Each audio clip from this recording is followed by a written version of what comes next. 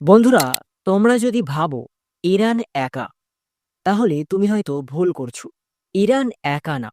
আর এই যুদ্ধটা যদি সত্যি শুরু হয় ইসরায়েল এবং ইরানের সাথে, তাহলে এটা শুধু ইরান বনাম ইসরায়েল বা আমেরিকার যুদ্ধ হবে না। এটা হবে একটা সভ্যতার যুদ্ধ। কারণ এই যুদ্ধে একদিকে থাকবে ইরান, আর ইরানের পাশে দাঁড়াবে চুপচাপ শক্তি সঞ্চয় করে রাখা তিনটা অতি গুরুত্বপূর্ণ দেশ। নাম্বার ১ চীন, নাম্বার ২ রাশিয়া, নাম্বার ৩ উত্তর কোরিয়া। হ্যাঁ, আমি ঠিকই বলছি আর আপনারা ঠিকই শুনছেন। তাদের এই পাশে দাঁড়ানোর পেছনে কিন্তু শুধু বন্ধুত্ব নয়, আছে একটা বড় ইতিহাস, আছে একটা বড় প্রতিশোধ।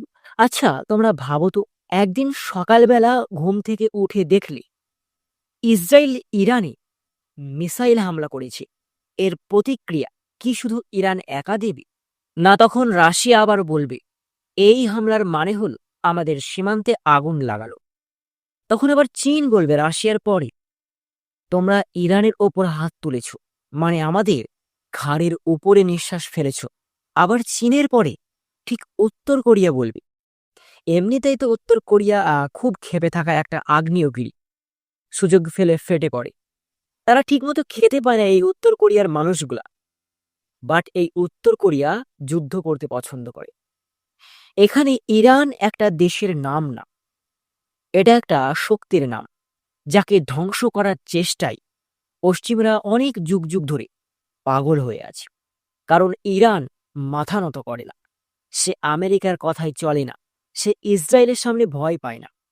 আর ঠিক এই শক্তিটাই, এই মনোভাবটাই পছন্দ করে রাশিয়া, পছন্দ করে চীন, পছন্দ করে উত্তর কোরিয়া। হ্যাঁ, ঠিক এই দেশগুলোও চায় না যেন বিশ্বে একমাত্র সিদ্ধান্তদাতা হয় আমেরিকা আর তার ন্যাটো বাহিনী। ঠিক রাশিয়া তো ইউক্রেনে ঢুকে এটা প্রমাণ করেই দিয়েছে যে ওরা যুদ্ধ করতে জানে, সাহস আছে, আর নিজের শত্রু চিনে ফেলে সময় মতো। ঠিক ইরানও সেই একই মানসিকতার। ঠিক চীন একটু ধীরে চলে, বাট তার প্রভাব পৃথিবী জোড়া।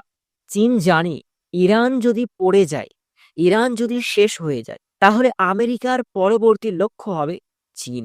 হ্যাঁ, এটা চীন মনে করে। তার পরপরই উত্তর কোরিয়া। এক কথায় বললে একটা আগুনের ড্রাগন। হ্যাঁ, উত্তর কোরিয়া ওরা শুধু যুদ্ধ চায় না, কিন্তু উত্তর কোরিয়াকে ভয় দেখিয়ে কিছু আদায় করা যাবে এই ধারণাটা ভুল। হ্যাঁ, উত্তর কোরিয়া চায় না ইরানকে ঘিরে পৃথিবীর মানচিত্র পাল্টে যাক, আর আমেরিকা ইচ্ছামতো সব করুক। তাই সবাই জানে আজ হয়তো আমেরিকার কাছে ইরান টার্গেট, কাল হয়তো চীন, রাশিয়া, উত্তর কোরিয়া এরাও হতে পারে। তাই ইরানকে রাশিয়া, চীন, উত্তর কোরিয়া পুরো জান প্রাণ দিয়ে কিন্তু সাপোর্ট করেছে। আর তাই রাশিয়া, চীন, উত্তর কোরিয়া এই তিনটি দেশ তারা চুপ থাকবে না, তারা ইরানের পাশে দাঁড়াবে।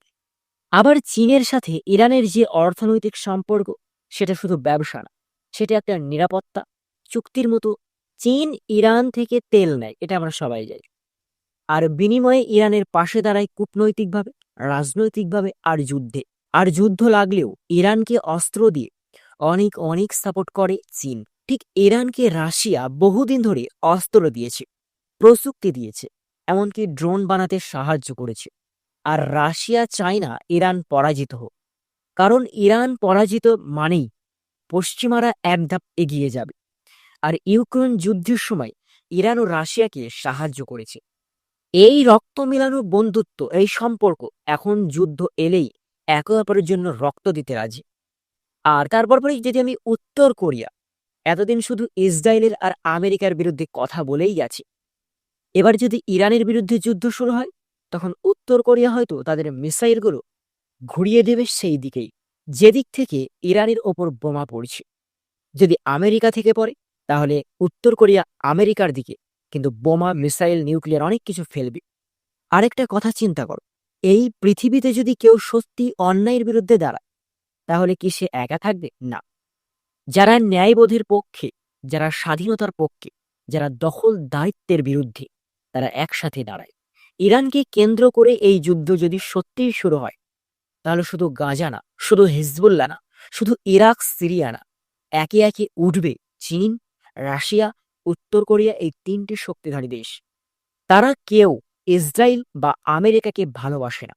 তারা এই আগ্রাসী মনোভাবকে ভয় পায় না, বরং ঠেকাতে চায়। কারণ তারা জানে এই আগ্রাসন যদি এখন থামানো না যায়, তাহলে একদিন তাদের দরজায় এসে দাঁড়াবে যুদ্ধ। আরেকটা কথা হচ্ছে, চীন বিশ্বে তাদের অবস্থান এমনভাবে গড়ে তুলেছে যে তারা চায় না আমেরিকা সবকিছু নিয়ন্ত্রণ করুক, আমেরিকা সবকিছু দালালি করুক, আমেরিকা সবকিছুর মাস্টার হোক। এটা কিন্তু চীন চায় না।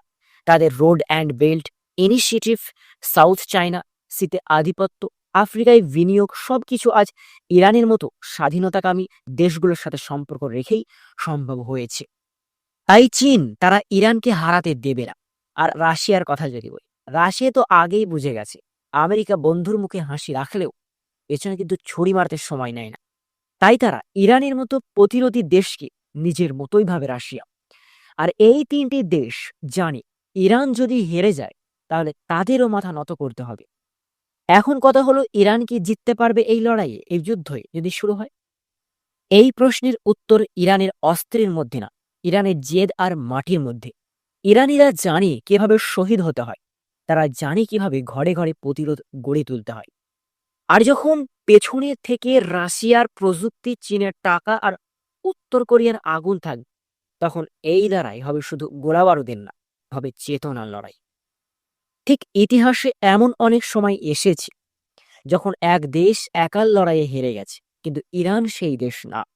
এখানে ধর্ম, সম্মান, পরিবার, শত্রু চোখে চোখ রেখে দাঁড়িয়ে থাকার চেতনা মিশে গেছে মাটির সঙ্গে। ঠিক এখন ইরান পড়ে গেলে শুধু একটা দেশ না, একটা যুগ হারিয়ে যাবে। তাই এই লড়াই যারা ইরানের পাশে দাঁড়াবে, তারা জানে তারা কিসের জন্য লড়ছে। ঠিক ইরানের বন্ধু চীন, রাশিয়া, উত্তর কোরিয়া যদি যুদ্ধে জড়ায়, তারা শুধু ইরানকে বাঁচাতে নয়, নিজেদের ভবিষ্যৎ রক্ষা করতে নামবে। আর হ্যাঁ, এটাই বাস্তব। তাই তোমরা কোন দেশের সাপোর্ট করছো, ইসরায়েল না ইরানের? অবশ্যই কমেন্ট করে জানাও। আজকের মতো এখানে বিদায় নিচ্ছি। সকলে ভালো থাকুন, সুস্থ থাকুন। দেখা হচ্ছে পরবর্তী আপডেটে। আল্লাহ হাফিজ।